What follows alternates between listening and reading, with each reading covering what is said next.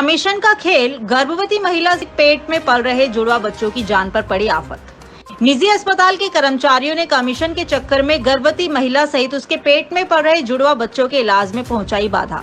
आदर्श नगर स्थित डॉक्टर सरोज पालीवाल अस्पताल में एक गर्भवती महिला का चल रहा था इलाज। सिटीलाइट अस्पताल के एक महिला कर्मचारी सहित 2 कर्मियों ने वहां पहुंचकर उपचाराधीन महिला को हाथों हाथ छुट्टी देने की बात पर किया हंगामा। सर्जिकल ब्लेड निकाल डॉक्टर सरोज पालीवाल को दी जान से मारने की धमकी। अस्पताल में की तोड़फोड़। गर्भवती महिला को गंभीर स्थिति में बिना छुट्टी पर्ची के जबरदस्ती वहां से ले गए अन्य अस्पताल। घटना सीसीटीवी में हुई कैद। डॉक्टर सरोज पालीवाल ने दी 2 जनों के खिलाफ लिखित रिपोर्ट। आखिर सवाल यही होता है कि इस पूरे घटनाक्रम के बीच आखिर उस गर्भवती महिला का क्या दोष? इलाज कर रही डॉक्टर की बगैर परमिशन जबरदस्ती ले जाने पर यदि उस गर्भवती महिला को कुछ हो जाता तो आखिर इसका जिम्मेदार कौन होता? बताया जा रहा है कि सरोज पालीवाल अस्पताल से पहले उसका इलाज शहर के नागौर रोड स्थित सिटीलाइट अस्पताल में चल रहा था। सिटीलाइट अस्पताल प्रबंधन ने स्थिति गड़बड़ होने पर गर्भवती महिला को हायर सेंटर के लिए रेफर किया गया और वह गर्भवती महिला डॉक्टर सरोज पालीवाल अस्पताल उपचार करवाने के लिए आ गई। लेकिन उसके रिश्तेदार बताई जा रही सैटेलाइट हॉस्पिटल की एक महिला कर्मचारी डॉक्टर सरोज पालीवाल अस्पताल पहुंची और उपचाराधीन गर्भवती महिला को वहां से जबरदस्ती ले गई, परंतु वह उस मरीज महिला के हायर सेंटर नहीं ले गई बल्कि फालोदी स्थित एक और अस्पताल मारवाड़ अस्पताल ले गई, जो कि हायर सेंटर नहीं है। ऐसा क्यों? एक गर्भवती महिला का इलाज डॉक्टर सरोज पालीवाल अस्पताल में चल रहा था तो उसे उपचार के दौरान बेहद ही गंभीर स्थिति में, जबकि उसको करीब 24 सप्ताह का गर्भ था और गर्भ में जुड़वा बच्चे थे, उसकी जान को खतरे में डालकर बगैर डॉक्टर की परमिशन के अन्य अस्पताल में ले जाना कहां तक सही है?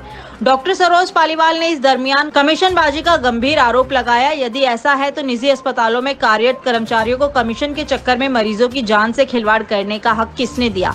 उभरते सवाल। फालोदी पुलिस व चिकित्सा विभाग ने अभी तक क्यों नहीं की कार्यवाही? पालीवाल हूँ, सरोज पालीवाल हॉस्पिटल की ऑनर और गायनेकोलॉजिस्ट। आज एक बहुत अप्रिय घटना हमारे हॉस्पिटल में हुई है जिसके बारे में मैं सबको संज्ञान में लाना चाहती हूँ। आज करीब 11:30-12 बजे मेरे पास एक पेशेंट आई जो 5 मंथ प्रेग्नेंट थी, ट्विन प्रेगनेंसी थी और उसको पेन था।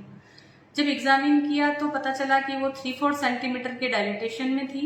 इसका मतलब है कि लेबर जो प्रोसेस था वो अब इरिवर्सिबल था, अनस्टॉपेबल था, उसको अब रोका नहीं जा सकता था। तो मरीज के परिजनों की कंसेंट से हमने उसको एडमिट किया, ट्रीटमेंट शुरू किया और वो लोग भी सेटिस्फाइड थे इस हर चीज से। लगभग आधा-पौना घंटे जब ट्रीटमेंट चल चुका तो उसके बाद सिटीलाइट हॉस्पिटल की एक लड़की जो वहाँ के शायद मेडिकल में काम करती है, उसका नाम हिमांशी कुमार है, वो लड़की आई और बहुत तहश में एकदम से कि मरीज को एडमिट कैसे किया, हमको तो दूसरे हॉस्पिटल मारवाड़ हॉस्पिटल में ले जाना है, हमको तो जोधपुर ले जाना है, आपने एडमिट कैसे कर लिया, भर्ती ही क्यों किया उसको यहाँ पे?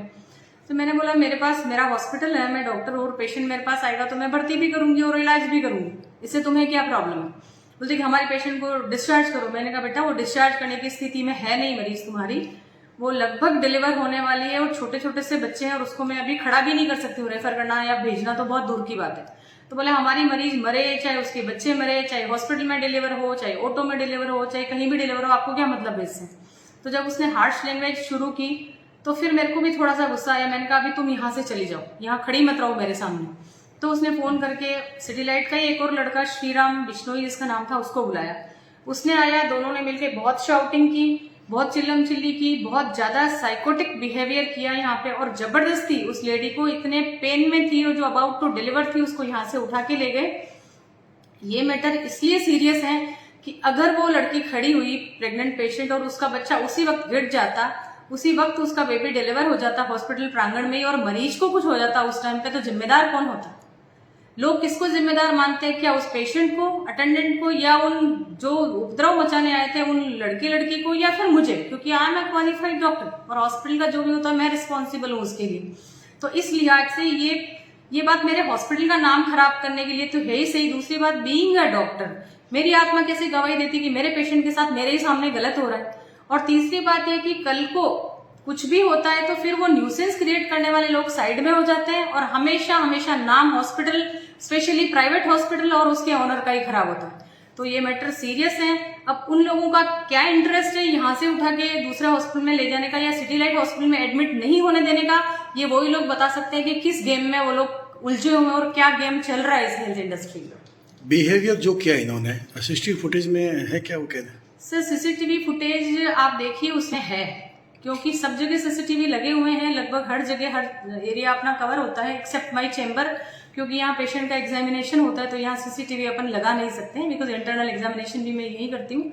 बाकी सब जगह अपने सीसीटीवी फुटेज है जो आपको प्रोवाइड करवा दिए। आपने पुलिस को सूचना दी इस घटनाक्रम की? ये सर हमने जैसे ही ये हुआ थोड़ी देर तो मैं अपसेट ही रही, सेटल ही नहीं हो पाई। उसके बाद हम गए पुलिस थाने, हमने FIR लॉन्च करवाई है और मुझे कानून व्यवस्था पे बहुत बहुत भरोसा है एंड आई होप कि अच्छे से इसका पूरी कार्रवाई की जाएगी, जो भी न्यायोचित होगी, ऐसी उम्मीद करती हूँ।